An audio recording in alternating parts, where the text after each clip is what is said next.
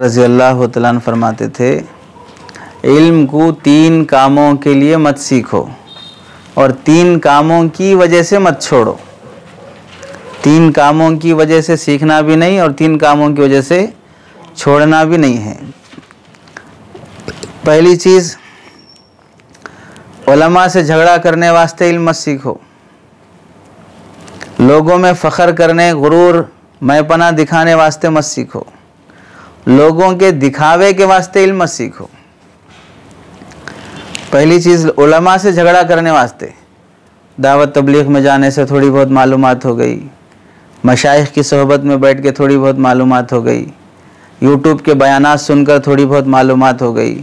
अब वो थोड़ी बहुत मालूमात क्या हो गई, उलमा कुछ रास्ता दिखा रहे, अब नहीं मौना ऐसा नहीं ऐसा है, नहीं मौना ऐसा नहीं ऐसा है, तो ये इल्म आपको गुमराही की तरफ ले जाएगा। थोड़ा जाने बस, आप वो थोड़ा जानने को समझ रहे हैं कि मैं बहुत कुछ जान लिया और उलमा के मुकाबले में आ जा रहे हैं। तो उलमा से झगड़ा करने, इख्तलाफ करने के वास्ते इल्म सीखो। फ़ख्र गुरूर में मुब्तला होने वास्ते, मैं आलिम हूँ, मैं जानता हूँ, मैं दीनदार हूँ, मैं बहुत पढ़ा लिखा हूँ, लोगों में दिखावे के वास्ते, रियाकार बनने वास्ते मत सीखो। हाँ, इल्म को 3 कामों की वजह से मत छोड़ो। तलब से शर्माते हुए कोई मसला पूछना बोले तो क्या बोलते कि पूछे तो शर्म आ रही है, पूछे तो क्या जवाब मिलता कि, शर्म की वजह से मत छोड़ो। इल्म में बेपरवाही करते हुए मत छोड़ो। क्या पढ़ते, क्या पढ़ के क्या मिलते, क्या पढ़ के क्या बनते, आलिम बन के क्या हुआ सो है। कितने उलमा खाली नहीं हैं, कितने उलमा फालतू ऐसे बेकार हैं, अब हम आलिम बन के कौन सा बहुत पहाड़ उठा लेते बोल के। तो बेपरवाही और गफलत की वजह से इल्म मत छोड़ो। जहालत पर राज़ी होते हुए इल्म मत छोड़ो। नहीं मालूम हुआ तो भी क्या फ़र्क पड़ने वाला है हमारी ज़िंदगी में। कितने अंगूठा छाप नहीं है जो बड़े बड़े पढ़े लिखे लोगों को अपना नौकर बना के रखे सो हैं। तो ऐसी सोच की वजह से इल्म सीखना मत छोड़ो। हज़रत अब्दुल्लाह इब्न मसूद रज़ी अल्लाह तआला अन्हु फरमाते हैं, उलमा के लिए बहुत बेहतरीन नसीहत है। लव अन्न अहलल इल्मी सानुल इल्मा व वज़ऊहु इंद अहलिही लसादू बिही अहल ज़मानिहिम वलाकिन्नहुम बदलूहु लिअहलि दुनिया लियनालू बिही मिन दुनियाहुम फ़हानू अलैहिम। हज़रत इब्न मसूद ने क्या फरमाया, अगर इल्म वाले उलमा अपने इल्म की हिफाजत करते और फिर उस इल्म को उसके अहल के पास रखते, यानी ये इल्म किसके पास होना चाहिए, किसके सामने पेश होना चाहिए, इल्म के साथ किससे राब्ता रखना चाहिए, अगर ऐसा होता तो वो अपने दौर के और अपने ज़माने के सरदार और हुक्मरान बन जाते। अपने इल्म की हिफाजत करना और इल्म को जलील नहीं करना, ना अहलों के सामने इल्म नहीं रखना, तो फिर वो अपने ज़माने में इख्तदार और हुक्मरानी पर रहते थे। लेकिन उन्होंने इल्म की सही कदर नहीं की। किसके बारे में बोल रहे हैं? खुद अहले इल्म के बारे में बोल रहे हैं। अहले इल्म ने इल्म की सही कदर नहीं की है, जिसके नतीजे में क्या हुआ, दुनिया वालों के सामने जलील और ख़ार हो गए, इल्म की कदर नहीं करने की वजह से। तो एक तो इल्म की कदर ख़ुद को होनी चाहिए और उसके साथ साथ इल्म में रियाकारी की नीयत से इल्म नहीं सीखना चाहिए। नीयत की दुरुस्तगी बहुत बड़ी चीज़ है इल्म के हुसूल में। इमाम मालिक रहमतुल्लाह अलैह के मुतालिक लिखा है, जब लोग इल्म हासिल करने के खातिर आते उनके पास, तो इमाम मालिक रहमतुल्लाह अलैह अपना दर्स देने के लिए पहले गुस्ल करते, खुशबू लगाते, नया लिबास पहन के आते, अपनी नशिस्त पर बैठते और काफ़ी देर तक ऊद की धुनी लेते। पढ़ाने वाला उस्ताद कैसा रहता? रोज़ाना गुस्ल करके आ रहे, अच्छे कपड़े पहन के आ रहे, खुशबू लगा के आ रहे। पहले ज़माने में इतर जो अब जैसे हम लगा रहे हैं वैसा इतर नहीं होता था। खुशबू वो डल्ले की शक्ल में रहती थी, जैसे ऊद का धुआं लिया जाता है, तो वैसा ऊद की धुनी लेते। अब जब पूरी महफिल में खुशबू फैल जाती, उसके बाद अगर मकरू वक्त नहीं होता तो 2 रकात नमाज पढ़ते, फिर उसके बाद सबक देना शुरू करते। सबक देने से पहले, नमाज से फारिग होने के बाद, सबक शुरू होने से पहले बैठकर मुस्तकिल नीयत दुरुस्त करते इमाम मालिक रहमतुल्लाह अलैह कि मैं इल्म दीन की खिदमत की नीयत से यह सबक पढ़ा रहा हूँ, अल्लाह की रज़ा की नीयत से सबक पढ़ा रहा हूँ। मुस्तकिल नीयत दुरुस्त करते और कहते नीयत करते हुए, अल्लाह मैं इल्म की नशर व इशाअत आपके अहकामात दूसरों तक पहुँचाने की खातिर ये तदरीस कर रहा हूँ, ये सबक पढ़ा रहा हूँ, क्योंकि ये अहकाम मेरे पास अमानत हैं और मुझे इन्हें दूसरों तक फैलाने का हुक्म आपने दिया है, इस नीयत से मैं सबक पढ़ा रहा हूँ। तो अब वो पढ़ाते हुए नीयत दुरुस्त कर रहे हैं, तो हमें पढ़ते वक्त क्या करना चाहिए?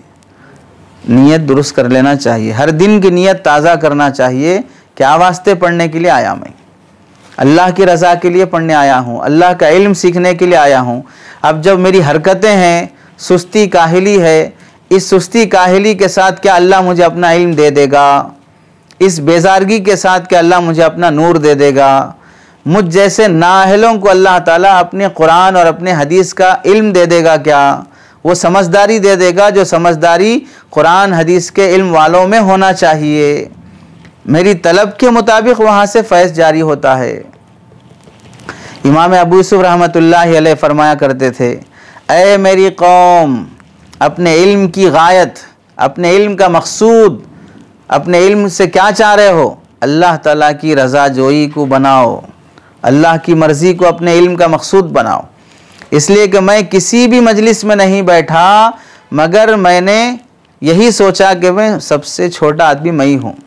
इमाम अबू यूसुफ फरमाते हैं, जहाँ भी बैठता हूँ मैं समझता हूँ भाई मैं इस मजलिस में सबसे छोटा आदमी मैं ही हूँ। उस मजलिस से जब सब लोग खड़े होते हैं तो मजलिस में सबसे ज़्यादा बाइज्जत मैं रहता था, लेकिन फिर भी मैं समझता हूँ कि मैं छोटा आदमी हूँ। और जब मैं गुलू की नीयत करके बैठता हूँ तो सबसे ज़्यादा जलील हो जाता हूँ। यानी जब किसी मजलिस में बैठ कर समझता हूँ कि भाई मैं छोटा आदमी हूँ यहाँ पर, बस बाकी सब मुझसे अच्छे हैं, मजलिस ख़त्म होने के बाद अल्लाह खुद ब खुद मुझे लोगों की नज़र में इज़्ज़त वाला बना देते। अगर किसी मजलिस में इत्तेफाक से मैं इस वास्ते बैठ गया, सब में अच्छा मैं ही हूँ, बाकी सब मेरे से नीचे हैं, तो मजलिस ख़त्म होने के बाद अल्लाह ताला कोई ना कोई ऐसी बात पेश पैदा कर देते जिससे मेरे को शर्मिंदगी होती, जिससे मेरे को जलील होना पड़ता। अपना तजुर्बा सुना रहे इमाम अबू यूसुफ रहमतुल्लाहि। और फिर क्या फरमाया? इल्म एक इबादत है, इल्म एक इबादत है, अल्लाह ताला की बंदगी है, अल्लाह की क़ुर्बत का ज़रिया है। इसको दुनिया के लिए इस्तेमाल किया जाएगा तो सिवाय ज़िल्लत के कुछ हासिल नहीं होगा। इसलिए दीन से दुनिया कमाने की नीयत हरगिज़ न करो। आलिम बनकर जो लोग समझते हैं भाई आलिम बनने के बाद इनको गवर्नमेंट जॉब मिलती, आलिम बनने के बाद इनको अच्छी नौकरी आती, नौकरियों की खातिर थोड़ी इल्म हासिल किया जा रहा है, खिदमत दीन की खातिर ये इल्म हासिल किया जा रहा है।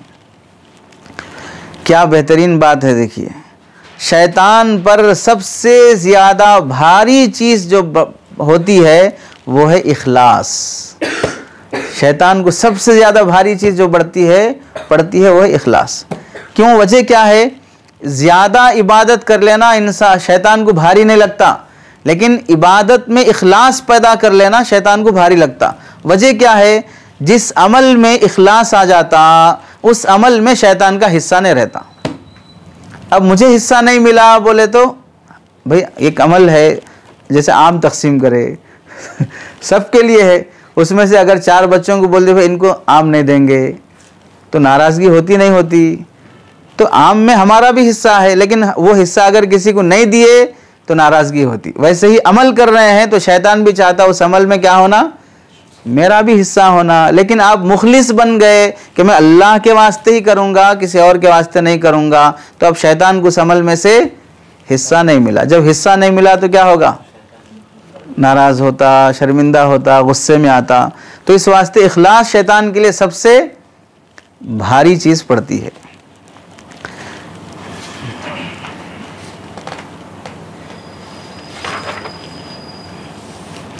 मुफ्ती शफ़ी साहब रहमतुल्लाहि अलैह भी एक मरतबा तलबा में नसीहत करते हुए फरमाए, साल के शुरू में ही अपनी नीयत दुरुस्त कर लो। और नीयत क्या रखना चाहिए? नीयत ये रखो हम जो कुछ पढ़ लिख रहे हैं उससे अल्लाह की रज़ा हासिल हो जाए। इसको अगर मकसद बनाकर इल्म हासिल करते हो तो इंशाअल्लाह तुमको पढ़ने का भी पूरा सवाब मिलेगा। और अगर खुदा न खास्ता ये इल्म पढ़ने का कोई और इरादा है, मसलन ये लोग तुम्हारी इज्जत करें, मुफ्ती साहब बोलें, आलिम साहब बोलें, मौलाना बोलें, हाथों को चूमें, पैरों को बोसा दें, तो फिर ये नीयत है तो फ़ौरन तौबा कर लो, इस वास्ते कि तुम इबादत नहीं कर रहे हो, गुनाह कर रहे हो। ये गुनाह है जो तुम सीख रहे हो। 5 साल 7 साल आलिम कोर्स जो भी पढ़ रहे हैं, इज्जत पैदा कर लेने के वास्ते कर रहे हैं, तो फिर गुनाह में अपनी ज़िंदगी बर्बाद कर रहे हो, फ़ौरन इस गुनाह से तौबा करो। इल्म हासिल करने के लिए जो नीयत होनी चाहिए, अल्लामा ज़रनूजी रहमतुल्लाहि अलैह चंद बातें लिखे देखिए इल्म हासिल करने में। यंबग़ी अन यनवियल मुतअल्लिम बितलबिल इल्म रिज़ा अल्लाह ताला। इल्म हासिल करने वाले तालिब इल्म को चाहिए कि वह अल्लाह की रज़ामंदी की नीयत करे, एक चीज़, वद्दार अल आखिरा, और आखिरत कमाने की नीयत करे, व इज़ालतल जहल अन नफ्सिही व अन साइरिल जुहाल, अपने अंदर से भी जहालत ख़त्म हो, पब्लिक के अंदर से भी जहालत ख़त्म हो, इस वास्ते मैं इल्म हासिल कर रहा हूँ। व इह्या अद्दीन व इबक़ा अल इस्लाम, दीन को ज़िंदा करना है और इस्लाम को आम फैलाना है, इस वास्ते मैं इल्म हासिल कर रहा हूँ। तो ये नीयत करनी चाहिए।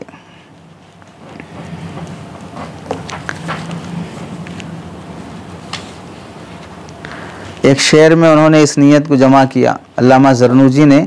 इमाम अबू हनीफ़ा रहमतुल्लाहि अलैह तालिब इल्म की नीयत क्या होना चाहिए उसको एक शेर में बयान फरमाए। कौन? इमाम अबू हनीफ़ा। मन तलबल इल्म लिल मादी फ़ाद बिफ़ज़लिम मिनर रशादी फ़या लि खुसरान तालिबीही लिनैल फ़ज़लिम मिनल इबादी।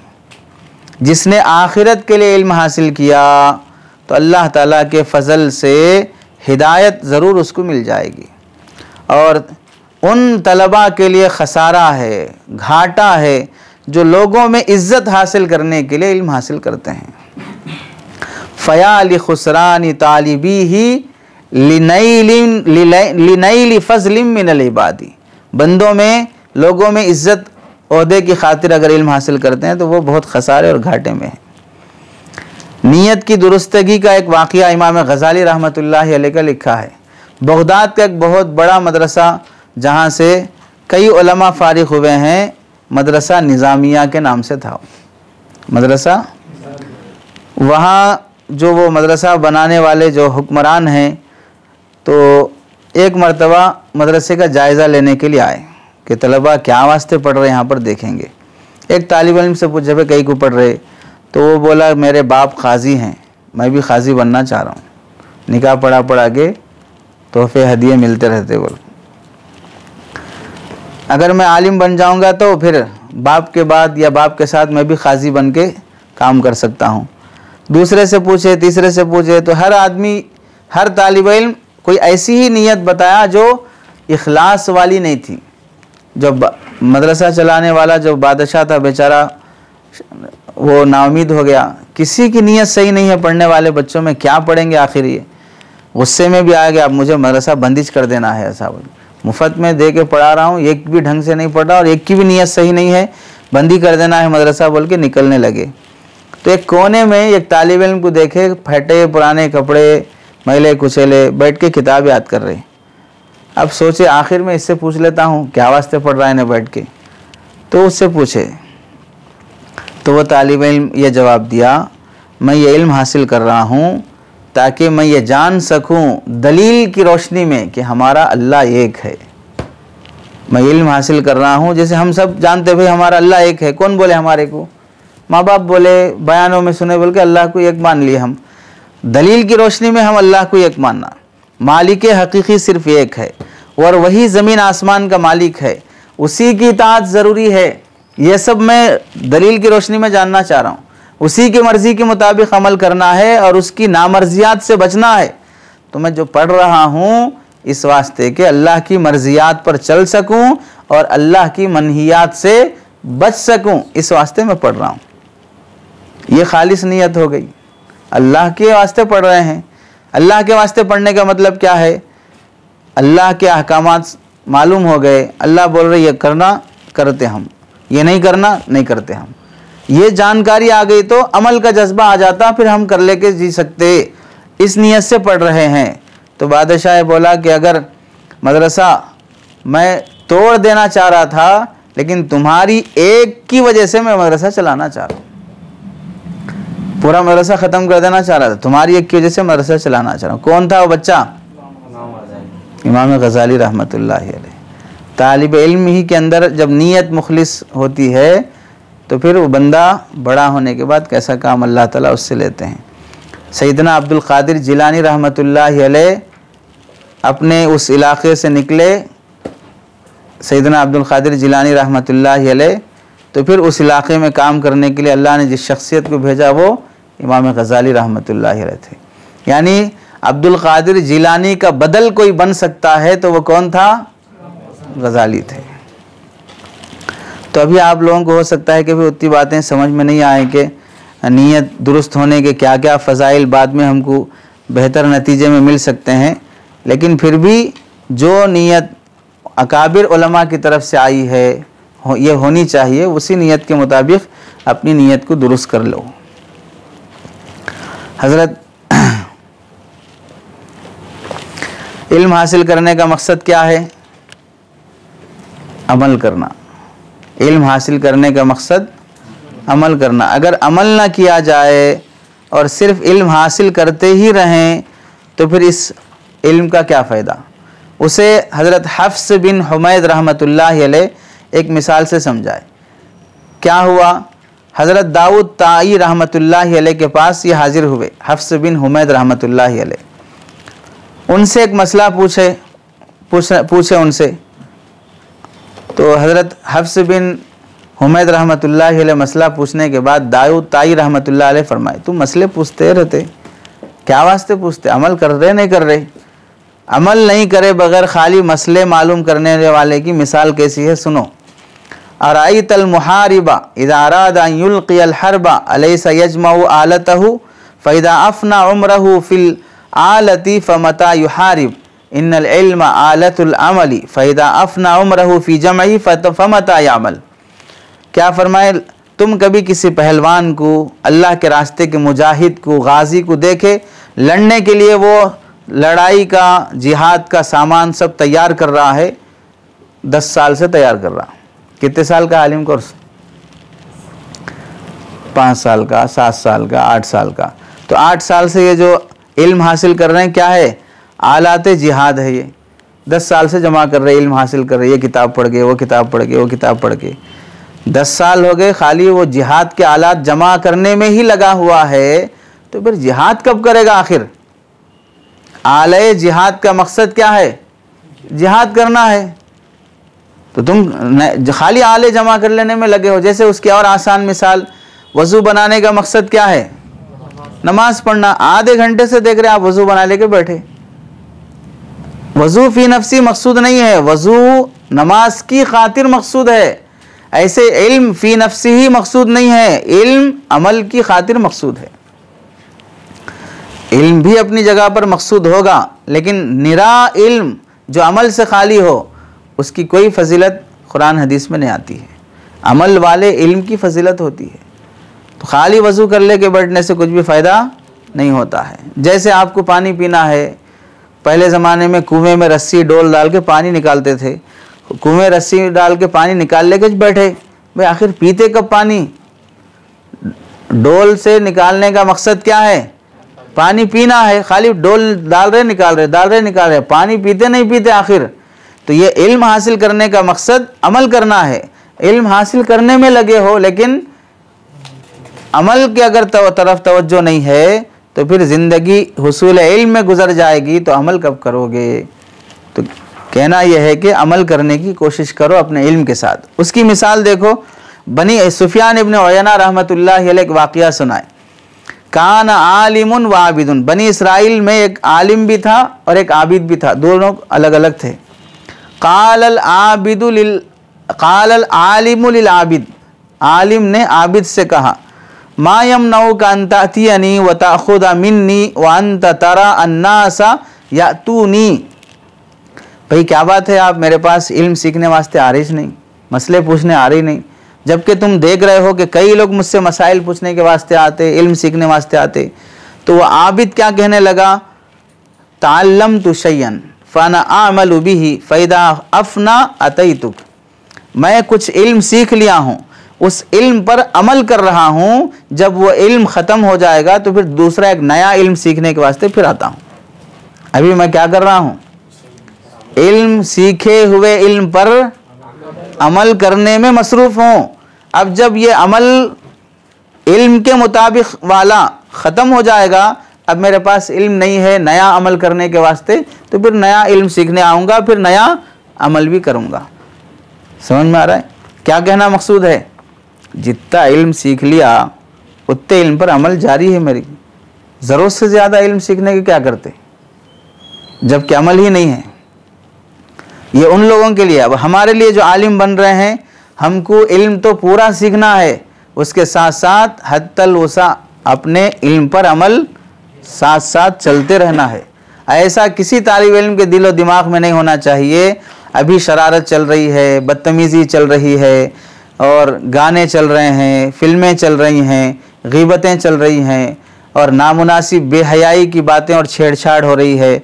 और जब कभी तंबीह करे, भाई अभी बच्चे हैं, तालिब इल्म हैं, बड़े होने के बाद छोड़ देते, फारिग होने के बाद सुधर जाते, आलिम बनने के बाद सब छोड़ देते, ऐसी बातें करने वाला उसका सुधरना बहुत मुश्किल है। क्योंकि वो शख्स फिर क्या बोलेगा, अभी आलिम बन के आए हैं, एक 2-4 साल थोड़े जवानी है गुजरते, उसके बाद दुरुस्त हो जाएंगे। अब ये वक्त मरहला गुजारते गुजारते क्या हो जाता, इन गुनाहों का आदी बन जाता, उन गुनाहों से मोहब्बत हो जाती है अब उसको। अब वो उम्र आ भी जाए जिस उम्र में उसको अब कोई शहवत नहीं है गुनाहों की, लेकिन आदत की वजह से वो गुनाह करने पे मजबूर रहेगा। जैसे उसकी मिसाल, क्लीन शेव दाढ़ी मुड़ाने वाले, जवानी में चलिए आप दाढ़ी मुड़ा रहे हैं, समझ में आ रहा है कि भाई जवान है, स्मार्ट दिखना है, किसी लड़की को अपनी तरफ मुतवज्जे कराना है, या सबके सामने खूबसूरत दिख के आना है, इस वास्ते कर रहा, ठीक है। लेकिन उम्र गुजरते गुजरते गुजरते पूरे दाढ़ता निकल गए, दाढ़ा निकल गए, और प्लास्टिक के लगा लेके चावरे खा रहे, फिर भी क्या करते, चमड़ा ऐसा पकड़ के क्लीन शेव कर लेके आते। अब क्या ज़रूरत है भाई आपको क्लीन शेव होने की? अब किसी लड़की को पटाना है, अब कोई शादी करना है, अब कोई जवान बनना है, लेकिन वो जो आदत पड़ चुकी है आपको शेविंग की, अब ज़रूरत नहीं है, अब कोई शहवत नहीं है, कोई ख्वाहिश नहीं है, अब आदत की वजह से मासियत पे मजबूर हो गया आप। इस वास्ते किसी गुनाह को तर्क करने में मोहलत को बहाना नहीं बनाना चाहिए, वक्त को बहाना नहीं बनाना चाहिए। कितने लोग होते हैं जो बेअमली के साथ जीते हैं और बदअमली के साथ जीते हैं, और यही बहाना करते हैं भाई कल तौबा कर लेंगे। क्या पता कल की सुबह तुम्हारी हो या ना हो, तौबा का मौका ना मिले। एक बुजुर्ग फरमाते हैं, सबीलुल इल्मी मिस्लु सबीलिल माली, इन्नल माला इदा ज़ादा ज़ादत ज़कातुहु। क्या तशबीह दिए देखो, इल्म की मिसाल माल की तरह है। इल्म की मिसाल सबीलुल इल्मी मिस्लु सबीलिल माली, इल्म के रास्ते माल के रास्तों की तरह होते हैं। क्या मतलब, इन्नल माल इदा ज़ादा ज़ादत ज़कातुहु, माल जब बढ़ते जाता है तो माल की ज़कात भी बढ़ती जाती है। ऐसे इल्म जब बढ़ते जाता है तो फिर अमल भी बढ़ते जाना चाहिए। तो क्या मतलब हुआ, एक है अवाम पब्लिक, उनको उनके इल्म के मुताबिक वो लोग अमल कर ले रहे हैं। हम उलमा हैं, हमारा इल्म समझिए कि उनके इल्म से ज़्यादा है, तो जब उनके माल से ज़्यादा किसी के पास माल है तो इसकी ज़कात ज़्यादा होगी। उनके इल्म से ज़्यादा हमारे पास इल्म ज़्यादा है तो फिर हमारा अमल भी क्या होना चाहिए, ज़्यादा होना चाहिए। माल बढ़ेगा तो ज़कात भी बढ़ेगी, इल्म बढ़ेगा तो अमल भी बढ़ना। उसी वास्ते क्या बोलते हैं कि अगर कोई आम आदमी गुनाह करा और दूसरे कोई हाफिज साहब मौलाना साहब गुनाह करे, लोग क्या बोलेंगे, भाई हाफिज साहब हो के गुनाह करते आप, मौलाना हो के ऐसा बोलते आप। मतलब क्या है, आपका अमल उससे बड़ा होना चाहिए, आपका तकवा उससे बड़ा होना चाहिए। जाहिल को आप दलील में कैसा पेश कर लेते, भाई उन्हें भी करा मैं भी करा, वो भी बोला मैं भी बोला। भाई वो बोला तो वो जाहिल है, उसको वो माजूर हो सकता है, लेकिन आप आलिम हैं, आप माजूर नहीं होंगे। क्योंकि आपका इल्म बड़ा है तो आपका तकवा भी क्या होना चाहिए, बड़ा हुआ होना चाहिए। हज़रत अब्दुल्लाह इब्न मसूद रज़ी अल्लाह तआला अन्हु फरमाते हैं, इन्नी लाहसबुर रजुला यनसल इल्मा कान यअलमुहु लिल खतीअति यअमलुहा। हम लोगों को शिकायत रहती ना कि भाई याद करते भूल जाते। उसकी एक वजह हज़रत इब्न मसूद रज़ी अल्लाह तआला अन्हु क्या फरमाते, देखो, मेरे ख़्याल के मुताबिक जिस इंसान को भी ये शिकायत हुई है कि वो अपने पढ़े हुए इल्म को भूल रहा है, तो उसके भूलने की वजह वो गुनाह है जो वो मालूम होने के बावजूद भी कर रहा है। वो गुनाह उसके इल्म को क्या करते हैं, भुला देते हैं। मासियत इंसान के इल्म को भुला देती है। इमाम गज़ाली रहमतुल्लाहि अलैह फरमाते हैं, लौ क़राअतल इल्मा मिअत सनतन व जमाअत अल्फ किताबिन ला तकूनु मुस्तइद्दन लिरहमतिल्लाहि ताला इल्ला बिल अमल। सुनो, अगर तुम 100 साल तक भी पढ़ते रहो और हज़ारों किताबें जमा कर लो, तब भी अल्लाह की रहमत खुदावंदी के तुम हरगिज़ मुस्तहिक़ नहीं होते जब तक कि उस इल्म पर अमल नहीं कर लेते। कितने साल से पढ़ रहे? 100 साल से। कितनी किताबें जमा कर लिए? पूरी लाइब्रेरी जमा हो गई। लेकिन उस वक्त तक अल्लाह की रहमत नहीं आएगी जब तक कि तुम अपने इल्म पर अमल नहीं करोगे। इमाम गज़ाली रहमतुल्लाहि अलैह इहया उलूमुद्दीन जिल्द नंबर 1 सफ़ा नंबर 59। हज़रत ईसा अलैहिस्सलाम इल्म पर अमल ना करने वाले की एक मिसाल बताए, मसलुल लज़ी यतअल्लमुल इल्मा वला यअमलु बिही कमसली इम्राअतिन ज़नत फ़िस्सिर्रि फ़हमलत फ़दहर हम्लुहा फ़फ्तज़हत फ़कज़ालिक मन ला यअमल बिइल्मिही यफ़ज़हुल्लाहु तआला यौमल क़ियामति अला रुऊसिल अशहाद। अजीब तशबीह है देखो हज़रत ईसा अलैहिस्सलाम की। नबियों की ज़बान से ऐसी बातें आ सकती हैं। क्या फरमाए, वो शख्स जो इल्म सीखता है मगर उस इल्म पर अमल नहीं करता है, ऐसा समझ लो जैसे कि कोई औरत ज़िना के जुर्म का इर्तिकाब कर ले, किसी को मालूम नहीं हुआ ज़िना हुआ बोल के, लेकिन 9 महीने के बाद हमल ज़ाहिर हो गया। तो अब बताओ, शादी नहीं हुई, कुंवारी लड़की है, छुप छुपा कर किसी से बदकारी कर ले, बाद में हमल ज़ाहिर हो, 9 महीने के बाद खुद ब खुद पेट सामने आ जाता है, अब उसको छुपा सकते क्या? बदकारी तो तन्हाई में हुई ना, वो तो कोई नहीं देखा, वो तो छुप कर हुआ है। लेकिन जब हमल सामने आ गया बदकारी का, अब प्रेग्नेंस हो गए, तो अब उस वक्त की जो जिल्लत और शर्मिंदगी है उसे तुम छुपा नहीं सकते। जैसे गैर शादीशुदा कुंवारी लड़की तन्हाई में बदकारी करने के बाद उसका रिजल्ट प्रेगनेंसी की शक्ल में आता है और सारी लोगों के सामने उसे शर्मिंदा और जलील होना पड़ता है, ऐसे ही अपनी अपनी जगह बैठकर यहाँ पर इल्म हासिल कर रहे हैं। कौन सी दुनिया देख रही है, कौन सा बच्चा कौन से मदरसे में कौन सा सबक ले रहा है, कितना पढ़ रहा है, कौन कौन लोग देख रहे हैं, कौन कितना याद कर रहा है, कौन देख रहा है? खुद के माँ बाप नहीं देख रहे हैं, ख़ानदान वाले नहीं देख रहे हैं। अब हम तन्हाइयों में इल्म हासिल कर रहे हैं, बैठ के अपना पढ़ाई कर रहे हैं, लेकिन अगर उस पर अमल नहीं किए तो ऐसे ही समझ लो तन्हाई में उसने अल्लाह का डर नहीं रखा और उसका नतीजा 9 महीने के बाद हमल की शक्ल में जाहिर हुआ। सारे समाज में शर्मिंदगी हुई। बेअमल आलिम को भी अल्लाह ताला कल क़यामत के दिन सारी दुनिया के सामने शर्मिंदा करेंगे। समझ रहे? बेअमल आलिम को कल क़यामत के दिन अल्लाह सारी दुनिया के सामने शर्मिंदा करेंगे। दुनिया को मकसूद बनाकर इल्म हासिल करने वालों के लिए हज़रत यहया इब्न मुआज़ राज़ी रहमतुल्लाहि अलैह क्या बेहतरीन जुमले हैं। देखो, अरबी भी याद कर लेना चाहिए इसकी। या अस्हाबल इल्म, ए इल्म वालों, या अस्हाबल इल्म कुसूरुकुम कैसरियतुन बुयूतुकुम किसरवियतुन। तुम्हारे महल कैसर रूम का बादशाह, तुम्हारे महल रूम के बादशाहों के जैसे हैं। वो बुयूतुकुम किसरवियतुन, और तुम्हारे महल और घर किसरा के बादशाहों के जैसे हैं। वस्वाबुकुम ज़ाहिरियतुन, तुम्हारे कपड़े बहुत शानदार हैं। वअख़फ़ाफ़ुकुम जालूतियतुन, तुम्हारे जूते और चप्पल जालूत जो बादशाह था उसके जैसे चप्पल पहन रहे हो। और वह मराकिबुकुम कारूनियतुन, तुम्हारी सवारियाँ कारून की सवारियों की तरह हैं। वह अवानीकुम फिरौनियतुन, तुम्हारे बर्तन जो तुम इस्तेमाल कर रहे हो फिरौन के बर्तनों की तरह हैं। वह मासिमकुम जाहिलियतुन, और तुम्हारे गुनाह जाहिलों के गुनाहों से भी बदतर हैं। वह मज़ाहिबुकुम शैतानियतुन, और तुम्हारे रास्ते तुम्हारी रविश शैतान की पैरवी की तरह है। फ़ैन शरीयतुल मुहम्मदिया, अब बताओ तुम उलमा का लेबल तो लगा के रखे हो लेकिन तुम्हारा रहन सहन फिरौन कारून जालूत और इन जैसे लोगों की तरह तुम्हारा रहन सहन है, तो तुम मोहम्मद शरीयत मुहम्मदिया के तुम मुहाफिज कैसे हो?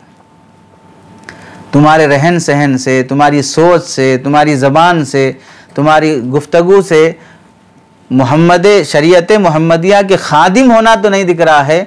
तुम फिरौन किसरा कारून और इन वक्त के फिरौन के जैसे जो सिफात होते हैं वो तुम्हारे अंदर दिख रहे हैं। कौन किसको बोल रहे हैं?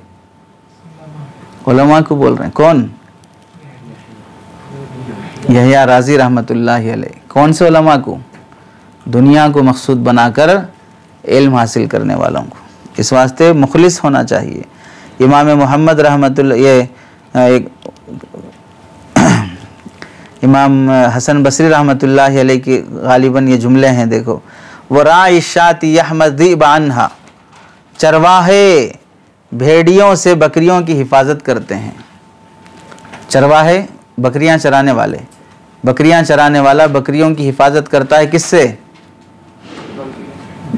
भेड़ियों से, कहीं कोई भेड़िया आकर बकरी को ना खा जाए। राइशाती यहमिज़िब अन्हा, बकरियां चराने वाला बकरियों को बचाता है भेड़ियों से। फ़कैफ़ इज़ा रुआतु लहा ज़ियाबुन, अब बताओ अगर चरवाहे बकरियां चराने वाले खुद भेड़िए बन जाएं तो बकरियों का क्या हाल होगा? बकरियों को बचाने वाला चरवाहा खुद क्या बन जाए? भेड़िया बन जाए तो बकरियों का क्या हाल होगा? फिर आगे क्या मिसाल दी? वया माशरल कुर्रा या मिलहल बलद, या माशरल कुर्रा, ए उलमा की जमात, ए शहर का नमक। नमक बोलने का मतलब यह है कि आटे का फीकापन दूर होने वास्ते क्या करते? नमक डालते। चावल और खाने का फीकापन दूर करने नमक डालते। नमक से उसके अंदर लज्जत आती, मज़ा आता। तो शहर का लजीज क्रीम तबका कौन है? उलमा है। तो उनको बोल रहे या माशरल उलमा व या मिलहल बलद, ए उलमा की जमात, ए शहर का नमक। आगे क्या फरमाया? मा यसलहु ताम इदल मिलहु फसद, खाने को कौन दुरुस्त करेगा जब नमक ही खराब हो जाए? अरे नमक से खाने को दुरुस्त किया जाता है लेकिन नमक ही खराब हो जाए तो फिर खाने को कौन दुरुस्त करेगा?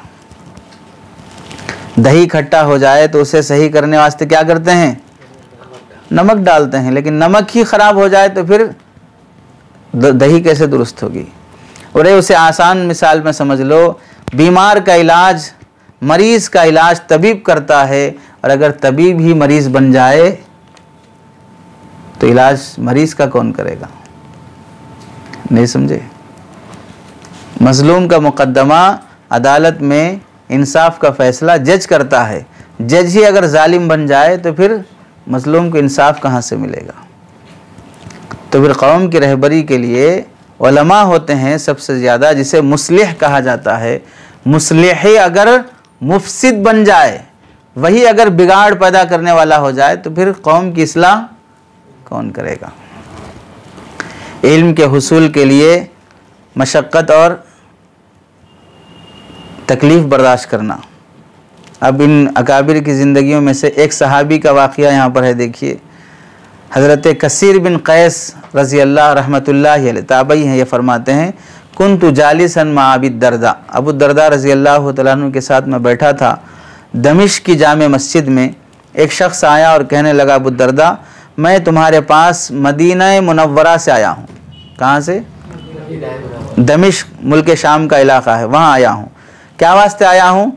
लिहदीसिन बलगनी अन्नका तुहद्दिसुहु अन रसूलिल्लाह, एक हदीस आपसे सुनने के लिए आया हूँ, क्योंकि मुझे मालूम हुआ है कि वो हदीस आप ही बयान करते हैं, दूसरे वो हदीस बयान नहीं करते हैं। तो वो एक हदीस सुनने वास्ते कहाँ से आया? मदीने से, मुल्क शाम को आया हूँ। समझ रहे? अब उस ज़माने में 1300-1400 साल पहले मदीने से इतना लंबा सफ़र करके आने के लिए कोई बस, ट्रेन, हवाई जहाज़ कोई नहीं है। घोड़े से आना या ऊँट से आना, घोड़े की सवारी भी मुश्किल, ऊँट की सवारी भी मुश्किल, क्योंकि घोड़े की सवारी पर भी जाओ धूप तो लगेगी, बारिश तो होगी, ऊँट की सवारी में भी जाओ धूप लगेगी, बारिश होगी, और सुकून की सवारी नहीं रहती। तो उतना लंबा सफ़र करके आए। कितना लंबा सफ़र करके आए देखो, हिसाब किताब लगाया जाए तो मदीना मुनव्वरा से मुल्क शाम में दमिश्क का जो इलाका है वो 1303 किलोमीटर का था। कितना? 1303 किलोमीटर। यहाँ से 300 किलोमीटर वाले भी कम होंगे। और भी 300 किलोमीटर वाले भी रहे तो रात में सो गए तो सुबह घर के सामने बस खड़ी होती जाके, और वहाँ 1300 किलोमीटर ऊँट या घोड़े के सफ़र से आना। क्या वास्ते आए? एक हदीस सीखने के वास्ते। उस मौके पर हज़रत अबू दरदा रज़ी अल्लाह तआला अन्हु ने फरमाया, और फिर बोले वो मा जीतु ली हाजतिन, कोई ज़रूरत नहीं है मुझे, सिर्फ इस वास्ते से आया, मैं एक हदीस के वास्ते आया बस। हम में से कोई हो सकता है कि भाई एक मसला मालूम करने वास्ते उतनी लंबी दूर जाना क्या, भाई छोड़ो दूसरे मसले देख लो, बस ख़त्म। एक मसला मालूम करने वास्ते जाते बोल रहे। हज़रत अबू दरदा रज़ी अल्लाह तआला अन्हु फरमाने लगे, मन सलका तरीक़न यतलुबु फ़ीहि इल्मन, जो इल्म सीखने के लिए निकलता है, सलकल्लाहु बिही तरीक़म मिन तुरुक़िल जन्नह, अल्लाह उसके लिए जन्नत के रास्ते आसान कर देते हैं। उसके बाद फरमाए, जो हम आम तौर से सुनते ना हदीस, इन्नल मलाइकता लतदउ अजनिहतहा रिज़न ली तालिबिल इल्मी, फरिश्ते अपने पर बिछा देते हैं तालिब इल्म की रज़ामंदी के लिए। तब वो हदीस हज़रत अबू दरदा ने नकल फरमाई। आलिम के लिए ज़मीन आसमान की मखलूक भी मग़फ़िरत की दुआ करती है, समंदर की मछलियाँ। व इन्न फ़ज़लल आलिमी अलल आबिद का फ़ज़लिल क़मरी लैलतल बद्री अला साइरिल कवाकिब, 14वीं रात के चाँद की जो रोशनी होती है सितारों पर, वैसे ही आलिम की फजीलत होती है सारे आबिदों पर। सारे आबिदों पर आलिम की फजीलत होती है, क्योंकि उलमा क्या होते हैं? अंबिया के वारिस होते हैं। अल्लाह के नबी अलैहिस्सलाम के सहाबा में से एक सहाबी हज़रत फ़ुज़ाला बिन उबैद रज़ी अल्लाह तआला अन्हु, ये मदीना मुनव्वरा से, ये मिस्र में रहते थे। फ़ुज़ाला बिन उबैद रज़ी, एक सहाबी मिस्र में रहते थे। हज़रत फ़ुज़ाला बिन उबैद रज़ी अल्लाह तआला मदीने से मिस्र पहुँचे। अब ये कौन थे?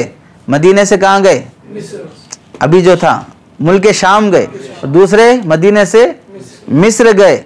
और मिस्र जाने के बाद वहाँ उन सहाबी से मुलाकात हुई, और मुलाकात होने के बाद उन्होंने कहा कि भाई मैं आपके पास इस वास्ते आया हूँ कि आपके पास एक हदीस है जो आप नकल करते हैं, वो हदीस मुझे सुना दीजिए, वो सुनने के लिए आया हूँ। सहाबा के ज़माने में, उनका उस ज़माने में कितना लंबा सफ़र करके जाना। हज़रत जाबिर बिन अब्दुल्ला रज़ी अल्लाह तआला अन्हु, हज़रत अबू अय्यूब अंसारी रज़ी अल्लाह तआला अन्हु, इन सब के मशहूर वाक़यात हैं जो एक हदीस सीखने के लिए हज़ारों किलोमीटर का सफ़र करके जाते थे। कुरान मजीद का तर्जुमा पढ़ते हैं आप, कोई आयत का मतलब समझ में नहीं आया, सहाबा के ज़माने में भी देखो, हज़रत सईद बिन जुबैर रज़ी अल्लाह तआला रहमतुल्लाहि अलैह, वो फरमाया करते थे, कूफा के हज़रात ने अल्लाह ताला के इस इरशाद के मुतालिक, क्या है, वमन यक़्तुल मुअमिनन मुतअम्मिदन फ़जज़ाउहु जहन्नम खालिदन फ़ीहा, जानबूझकर किसी आदमी का कत्ल कर दोगे तो उसका बदला क्या है, जज़ाउहु जहन्नम, और जहन्नम भी कैसी, खालिदन फ़ीहा, हमेशा हमेशा जहन्नम में रहना। अब गौर करो, हमेशा की जहन्नम कुफ्र की वजह से होती है, और कत्ल करना कुफ्र नहीं है। अब अल्लाह यहाँ क्या फरमा रहे, कत्ल करने पर भी हमेशा जहन्नम में रहेगा, और कुफ्र करने पर भी हमेशा जहन्नम में रहेगा। तो मतलब यह हुआ कि कत्ल कुफ्र के बराबर हो गया। हालांकि मुसलमान कुफ्र नहीं किया है, सिर्फ कत्ल किया है, फिर भी उसे काफिर के दर्जे में कुरान की आयत ने रख दिया है। तो अब क्या मतलब, गया कि हर कातिल काफिर हो गया। फिर आयत का मतलब क्या है? फिर ये आयत का मतलब समझने के वास्ते सईद बिन जुबैर रहमतुल्लाहि अलैह रहिलतु फीहा इला इब्न अब्बास, इब्न अब्बास रज़ी अल्लाह तआला अन्हु के पास सफ़र करके गए। वहाँ जाके उनसे पूछा तो हज़रत इब्न अब्बास ने फरमाया नज़लत हादिल आया फ़ी आखिरी मा नज़ला मा नसख़हा शैउन, अल्लाह के नबी पर ये आयत नाजिल होने के बाद इसके बाद कोई दूसरी आयत नाजिल नहीं हुई, यानी ये आयत मनसूख नहीं हुई, आयत का हुक्म अभी भी वही है। यानी हज़रत इब्न अब्बास की तफसीर ये है कातिल हमेशा का जहन्नमी है। जुमहूर अगरचे के उसमें दीगर दलाइल की वजह से थोड़ा खिफ़त पैदा करते हैं, लेकिन हज़रत इब्न अब्बास की रिवायत क्या, उनकी राय क्या है? कातिल किसके बराबर है? काफिर के बराबर है। लेकिन उस आयत का मतलब समझने वास्ते भी क्या करे? सफ़र करके जाके पूछ के आए आया आयत का मतलब क्या है बोल के। इमाम शाबी रहमतुल्लाहि अलैह फरमाते हैं इल्म हासिल करने के वास्ते मैं कैसी मशक्क़त किया उसे देखो। वस्सैरु फिल बिलाद, शहर दर शहर सफ़र करते रहा। वसब्रिन का सब्रिल हिमार, ऐसे सब्र करते रहा जैसे गधा मेहनत करते रहता, मशक्क़त करते रहता, सब्र करते रहता, गधे की तरह मैंने सब्र इख्तियार किया। व बुकूरिन का बुकूरिल गुराब, और सुबह सुबह उड़ जाता था जैसे कौवा सुबह सुबह उड़ जाता है। कोई राहत मैंने इख्तियार नहीं की है इल्म के हुसूल के लिए, इमाम शाबी फरमाते हैं।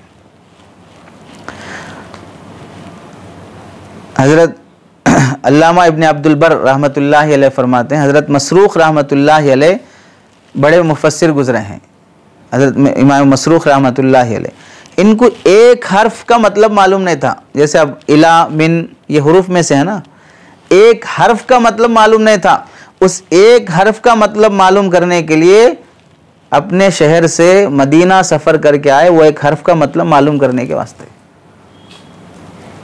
अरे समझ रहे? उस्ताद कोई बोले भाई इस जुमले का मतलब लिख के लाइए, लुगत में देखे फला में देखे, नहीं मालूम हुआ, नहीं समझ में आया, छोड़ दे के आ गए। अरे समझ रहे? मशक्क़त बर्दाश्त करना गवारा नहीं है। अब्दुल्ला इब्न मुबारक रहमतुल्लाहि अलैह कौन है? कल आया था तज़किरा, कौन है अब्दुल्ला इब्न मुबारक? बड़े मुहद्दिस हज़रत इमाम आज़म रहमतुल्लाह अलैहि शागिर्द के शागिर्द।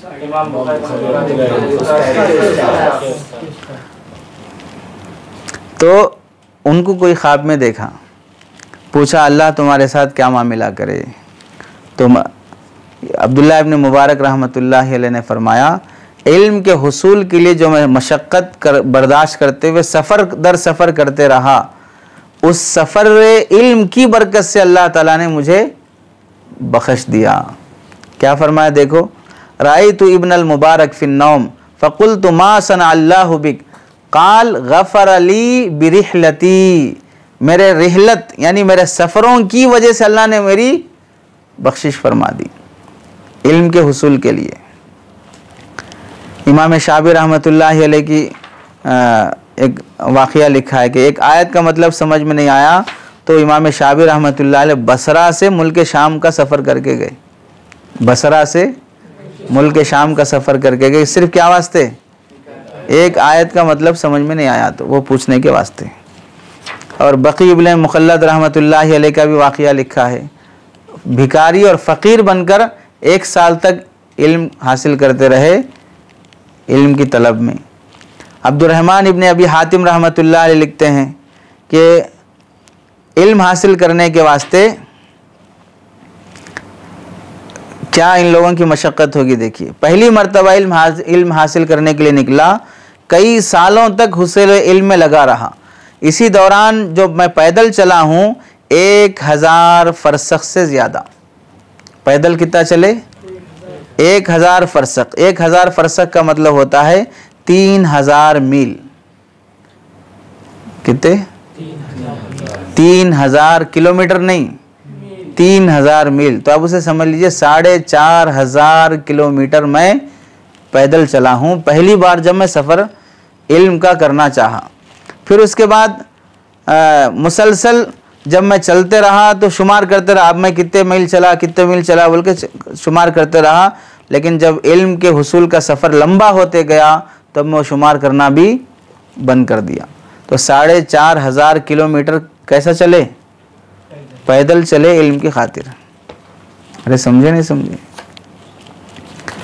तो हुसूल इल्म में जो भी मशक्क़तें आती हैं उन मशक्क़तों को आदमी खुशी से बर्दाश्त करना चाहिए, किसी भी तरह की मशक्क़त क्यों ना हो। मुताले का शौक़ आदमी की जहानत को बढ़ाता है। जितना ज़्यादा मुताला करता आदमी उतना ज़हीन होते जाता। हज़रत ज़ुबैर बिन बक्कार रहमतुल्लाहि अलैह फरमाते हैं कि मेरी भांजी ने घर के लोगों से कहा, मेरे खालू अपने घर के लोगों के लिए बेहतरीन आदमी हैं। उन्होंने ना तो अपनी बीवी पर शौकन इख्तियार की और ना ही लौंडी, लेकिन आपकी बीवी ने कहा वल्लाहि हादिहिल कुतुबु अशद्दु अलैया मिन सलासी ज़राइर। समझ रहे? भांजी आके किसको बोल रही? खाला को बोल रही। आपके शोहर यानी खालू अच्छे आदमी हैं, दूसरा निकाह भी नहीं करे, घर में बांदी को भी नहीं ला लिए, आपको इकलौती बीवी बना के क्या कर ले रहे हैं? प्यार मोहब्बत से देख ले रहे हैं। तो बीवी क्या बोलने लगी, अगर आपके खालू साहब 3 बीवियों को और कर ले के ला लेते, अरे एक तो हो गई ना, 3 और बीवियां करके ला लेते तो भी मेरे को इतना टेंशन नहीं होता था जितना एक किताबों के मुताले से टेंशन हो रहा मेरे।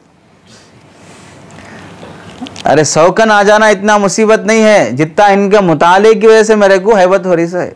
क्या मतलब? कसरत मुताला की वजह से घर वालों को भी क्या नहीं कर रहे हैं? टाइम नहीं दे सक रहे हैं। जैसा 4 बीवी वाला हर बीवी को टाइम बराबर का पूरा नहीं दे सकता, अभी सब जगह तकसीम हो जाता ना अब उसका वक्त। तो ऐसा ये पूरा वक्त जो शौकनों में जाता है वो कहाँ जा रहा? मुताले में जा रहा। अभी किताबें मेरी शौकन बन गई हैं। अरे किताबें क्या हो गई? शौकन बन गई हैं। शेखुल इस्लाम इब्न तैमिया रहमतुल्लाहि अलैह के मुतालिक लिखा है कि अगर किसी एक आयत की तफसीर जानना होता, वो आयत की तफसीर मालूम करने के लिए 100 तफसीर की किताबें देखना पड़ता था उनको। एक आयत की तफसीर मालूम करने 100 तफसीर की किताबों का मुताला करते थे।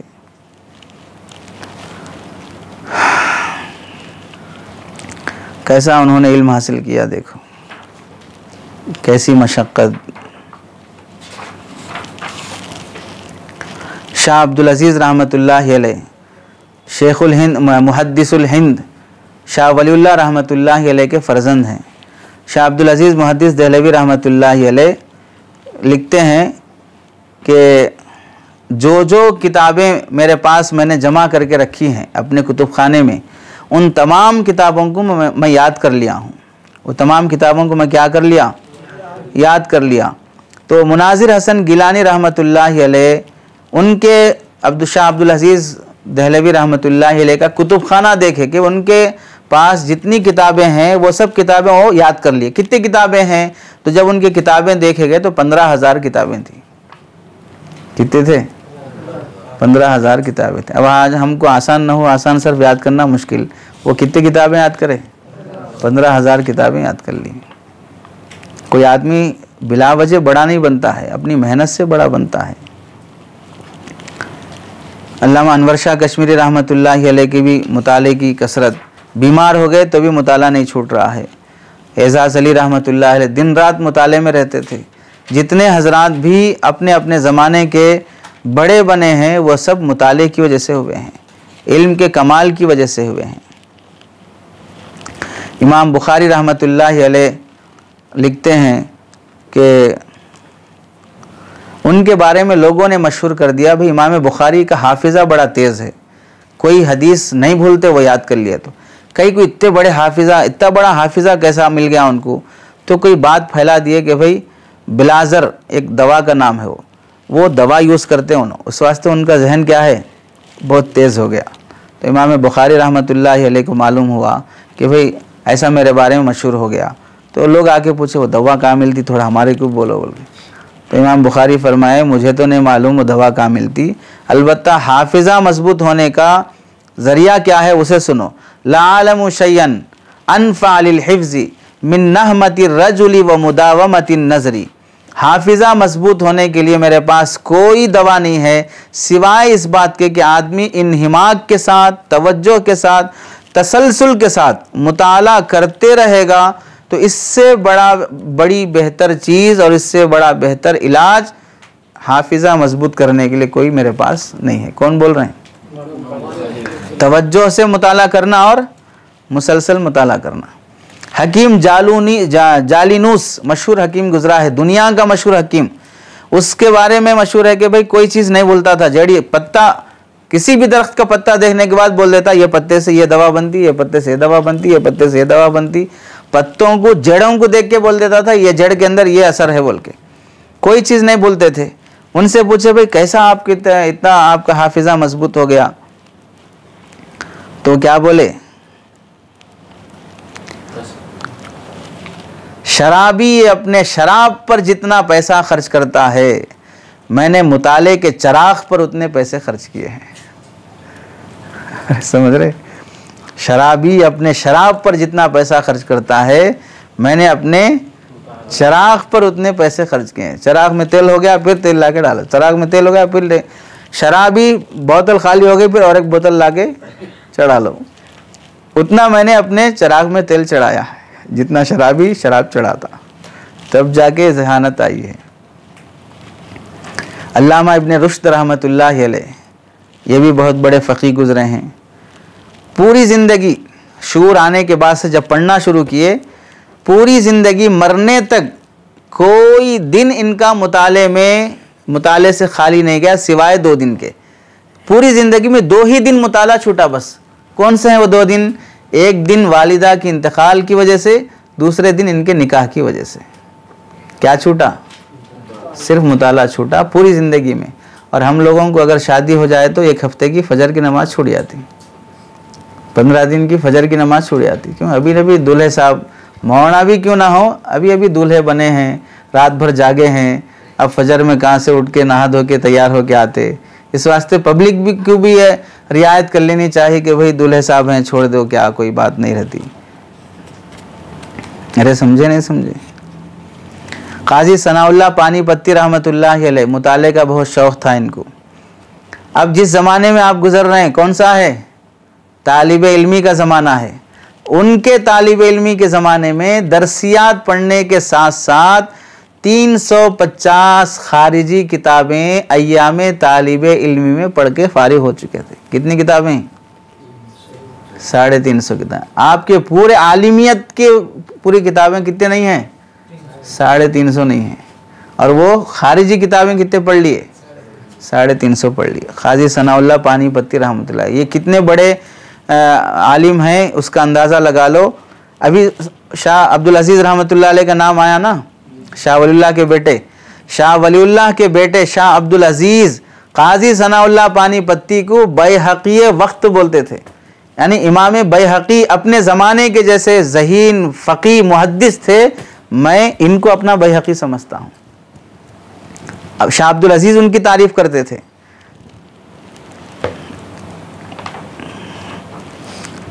नवाब सिद्दीक़ हसन उनके बारे में लिखते हैं कि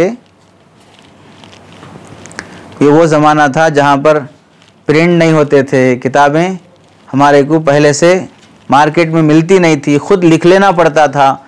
लिख कर दूसरे से कापी लेकर किताबों का मुताला किए तो वो कितने हुए? 350 हुए। हमारे ज़माने में जो कौन सी किताब होना आपको प्रिंट मिल जाती, वो भी लेके मुताला करना हमारे को भारी है। अरे समझ रहे? वहाँ मुताला करना बोले तो किताब मार्केट में नहीं मिलती, होना बोले तो लो मेरे पास एक नुस्खा रखा हुआ है, देख के इसमें से कापी लिख लो, फिर जाके मुताला कर लो। वैसा कापी से लिख कर नकल करके मुताला किए तो 350 हुए। और हमारे को नकल करके तो मुताला करना नहीं है ना, हमारे को मार्केट में किताब मिल जाती, लेके मुताला करना है। इमाम मुस्लिम रहमतुल्लाह अलैह के मुतालिक तो सुने हैं ना आप, रात भर किसी हदीस की तलाश में बैठे और खजूरों का थैला बोरिया रख लेके मुताला करते रहे। रात भर मुताला चलता रहा और इधर खजूर भी सुबह होने के बाद इंतकाल हो गए। एहसास भी नहीं रहा कि मैं क्या खा रहा हूँ, कितना खा रहा हूँ बोल के। अरे समझ में आ रहा है? मुफ्ती अजीज़ुर रहमान साहब रहमतुल्लाहि अलैह दारुल उलूम देवबंद के मुफ्ती गुज़रे हैं। फतावा दारुल उलूम शुरू का हिस्सा इन्हीं का है। इनका शौक़ यह था, मुफ्ती शफ़ी साहब रहमतुल्लाह अलैह लिखे हैं मुताले का, वफ़ात के वक्त भी चूँकि मुफ्ती साहब थे, फतवों का जवाब, इस्तिफ्ता का जवाब देते थे, तो आखिरी सकरात के वक्त भी इस्तिफ्ता जो बंदा पूछने के लिए कागज़ पे लिख के लाया था, उनके सीने पे पड़ा था, कलम हाथ में था, और इसी हालत में उनका इंतकाल हो गया। अरे समझ रहे, कैसी मशगूलियत रहना देख लो अब, कैसी मसरूफियत होना चाहिए। मौलाना हबीबुर रहमान साहब रहमतुल्लाहि अलैह दारुल उलूम देवबंद के मोहतमिम गुज़रे हैं। वो एक मरतबा देखे कि मौलाना अबुल कलाम आज़ाद रहमतुल्लाहि अलैह देवबंद के कब्रस्तान में चक्कर काट रहे। कौन? अबुल कलाम आज़ाद रहमतुल्लाह अलैह। तो उनसे पूछे, भाई यहाँ क्यों आप चक्कर काट रहे हैं? तो अबुल कलाम आज़ाद रहमतुल्लाह अलैह फरमाए, इल्म के कब्रस्तान की सैर कर रहा हूँ, इल्म के कब्रस्तान की सैर कर रहा हूँ। इल्म की कब्रस्तान कौन है? अल्लामा अनवर शाह कश्मीरी रहमतुल्लाहि अलैह की क़ब्र के पास चल रहे फिर रहे थे उन्होंने। तो ये इल्म, ये क़ब्र किसकी है? आलिम की नहीं है, क़ब्र खुद इल्म है, वो इल्म की क़ब्र है, वो सरापा इल्म वाला शख्स यहाँ पर दफन हुआ है। देखिए क्या तमाशा है, ताज्जुब होगा कि अबू बकर बागिंदी रहमतुल्लाहि अलैह एक मुहद्दिस गुज़रे हैं। हदीसें याद करने का इतना शौक़ था उनको, एक मरतबा इमाम साहब नहीं थे तो इनको नमाज़ पढ़ाओ बोल के बोले, सूरह फातिहा पढ़ने के बाद तकबीर बांधकर हदीसें पढ़ना शुरू कर दी। अरे समझे, जैसे बच्चे को उस्ताद बोले इतने गर्दाना रट के लाना बोले, तो नींद में भी गर्दाना याद करते रहता, नमाज में भी गर्दान याद करते रहता। तो हदीसों का इतना शौक़ था, नमाज में खड़े होने के बाद हदीसें पढ़ना शुरू कर दिए। एक बार इमाम हाकिम रहमतुल्लाह अलैह फरमाते हैं कि अबुल अब्बास रहमतुल्लाह अलैह, ये भी मुहद्दिस हैं, अजान देने के वास्ते मस्जिद में आए, आधी अजान दे के आधी अजान के बाद से हदीसें शुरू कर ली। समझ रहे, अजान भूल गए, इधर अजान भूल गए, हदीसें याद आ रहे, उधर नमाज में सूरह भूल गए, हदीसें याद आ रहे। इससे अंदाज़ा लगा सकते हैं कि कितना उन लोगों के अंदर शौक़ था अपनी अपनी मसरूफियत का और अपनी अपनी मशगूलियत का। यानी जिस इल्म के हुसूल में हम लगे हैं उसमें कितना इन्हिमाक होना चाहिए। शेखुल हदीस ज़करिया साहब रहमतुल्लाह अलैह फरमाते हैं कि मैं जब मज़ाहिरुल उलूम में पढ़ रहा था उस वक्त मेरे जूते का तस्मा टूट गया। अब वो जूता सिलवाना है, 6 महीने हो गए वो जूते का तस्मा नहीं सिलवा सका मैं। वजह क्या है? 6 महीने तक मेरे को मदरसे से बाहर जाने की ज़रूरत ही पेश नहीं आई। 6 महीने तक मेरे को मदरसे से अंदर ही था, इस वास्ते 6 महीने तक जूते का तस्मा मैं दुरुस्त नहीं कर ले सका। और हमारे को क्या है, जुमा आया तो बाहर गए बगैर खाना हजम नहीं होगा, हफ्ता आया तो घर गए बगैर खाना हजम नहीं होगा, दारुल में रह के पढ़ना हमको भारी बोझ लग जाएगा, नींद नहीं आएगी नई नई जगहों पर, अपने ही घर में सोना चाहेंगे, रोज़ाना आने जाने की मशक्क़त गवारा है, हुसूल इल्म की मशक्क़त गवारा नहीं है। ट्रैफिक है गवारा है, पोल्यूशन है गवारा है, आने जाने में वक्त जाता वो भी गवारा है, एक जगह आफियत से एसी में बैठ के पढ़ना भी गवारा नहीं है। अरे समझ में आ रही बात? इमाम मालिक रहमतुल्लाह अलैह का हाल देखो, ज़माने तालिब इल्मी में ऐसे फ़क्र व फाक़े में मुब्तला हो गए कि अब खाना और गुजारे के लिए कुछ भी उनके पास नहीं था। मजबूरन अपने घर की छत की जो लकड़ियाँ आती वो लकड़ियाँ तोड़ तोड़ के बेच के अपना गुजारा करने पे मजबूर हो गए। इमाम मालिक रहमतुल्लाह अलैह फरमाते हैं, जब तक आदमी फ़क्र व फाक़े का जायका नहीं चखेगा उस वक्त तक इल्म का भी जायका नहीं चख सकता। किसका जायका? फ़क्र व फाक़े का। आज खाना नहीं है, आज अच्छा खाना नहीं है, आज अच्छा सालन नहीं है, गवारा है, तब तक इल्म का ज़ौक़ भी, इल्म का जायका भी नहीं होता। मज़े के खाना, नवाबों की तरह खाना और फिर शाहों की तरह पढ़ना, ये नहीं हो सकता। ये बात नहीं है कि भाई हम अच्छा नहीं खिलाना चाहिए मदरसे वालों को, जैसा चाहे वैसा खिला दो, पिछले ज़माने के वाक़यात सुना के ठंडा कर देते रहो, ऐसा नहीं करना चाहिए। खाना अच्छा खिलाने की जिम्मेदारी इंतज़ामिया की है, लेकिन हमारी जिम्मेदारी क्या है? जैसा भी हो उसको उस पर गवारा कर लेना हमारी जिम्मेदारी है। इमाम अबू यूसुफ रहमतुल्लाह अलैह का वाक़या तो मशहूर सुन लिया ना आप लोग। धोबी के काम करने के वास्ते जाते थे, इमाम अबू हनीफा पकड़ के ला के अपने खर्चे पे पढ़ा के इमाम अबू यूसुफ रहमतुल्लाह अलैह को बनाए। इमाम अहमद बिन हम्बल रहमतुल्लाह अलैह का आखिरी एक दो वाक़ये हैं, सुन लो। इमाम अहमद बिन हम्बल रहमतुल्लाह अलैह अपने तालिब इल्मी के ज़माने में पैसा हो गया, एटीएम तो नहीं था, अब तो माशाअल्लाह बाप एटीएम दे के जा रहा बेटे को, जो खर्च करना है खर्च करो, जो निकाल के खाना है खाओ, क्या तुम्हारे को तकलीफ़ है?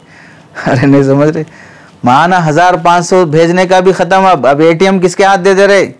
बच्चे के हाथ में दे रहे, जितना चाहे खाओ। इमाम अहमद बिन हम्बल रहमतुल्लाह अलैह के पैसे ख़त्म हो गए, गुजारे का कोई इंतज़ाम नहीं है, तो इमाम अहमद बिन हम्बल क्या किया उसके बाद?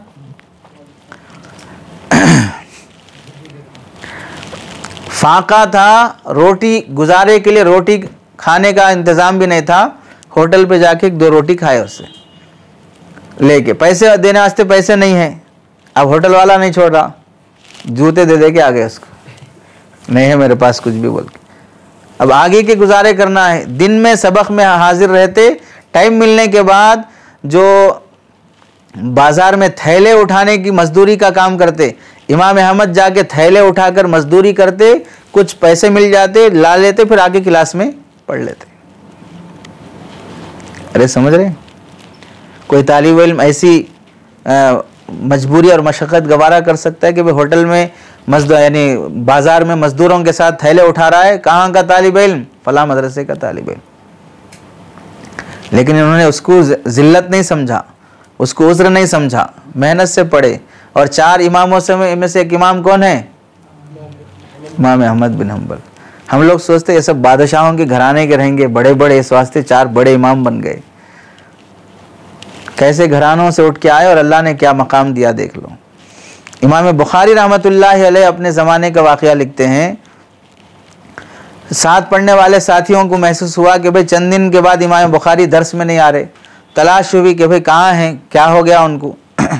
जहाँ मुकीम है वहाँ गए देखने के वास्ते, तो अंधेरी कोठरी में पड़े हुए हैं, बदन पर कपड़े भी नहीं हैं इमाम बुखारी के। मालूम हुआ क्या बात है, तो इमाम बुखारी ने फरमाया कद नफदा मा इंदहु वलम यबqa माहु शैउन, पूरे पैसे खर्चे के ख़त्म हो गए, कुछ भी नहीं अब मेरे पास। तो फिर साथियों ने मिलकर रकम जमा करके कपड़े ख़रीद के दिए, वो कपड़े पहन के फिर इमाम अहमद बिन हम्बल इमाम बुखारी रहमतुल्लाह अलैह पढ़ने के वास्ते आए। समझे? हज़रत अबू बकर बिन सुलेमान रहमतुल्लाह अलैह घर से निकले कूफा से पढ़ने के वास्ते, कूफा में आए पढ़ने के वास्ते, तो उनके जेब में 1 दिरहम था। 1 दिरहम चांदी के सिक्के को बोलते। वो 1 दिरहम चांदी के सिक्के से फ़ाख़ज़्तु बिही 30 मुद्द बाक़िल्ला, मैं उस 1 दिरहम से 30 मुद्द लोबिया ख़रीद लिया। लोबा आता ना, तो 30 मुद्द लोबे ख़रीद लिए और पढ़ना शुरू किए। वो 30 मुद्द लोबे ही उबालते, उसे सुफूफ बनाते, बहरहाल उसी को खाते रहे। वो 30 मुद्द जब ख़त्म हो गए, कितने रुपए में ख़रीदे थे वो? 1 दिरहम में। वो 1 दिरहम के जो अनाज ख़रीदे थे, वो अनाज ख़त्म होने तक जो इन्होंने हदीसें पढ़ ली थी, वो 30,000 हदीसें पढ़ ली। कितने? 1 दिरहम में कितने हज़ार हदीसें? 30,000 हदीसें पढ़ लिए 1 दिरहम में जो अनाज खरीद के खाए थे। समझ गए? तो मशक्क़त तालिब इल्मी के ज़माने में जो भी आती हो, उसे आदमी खुशी से गवारा कर लेना चाहिए। अल्लाह से दुआ है कि अल्लाह अमल की तौफीक नसीब फरमा दे।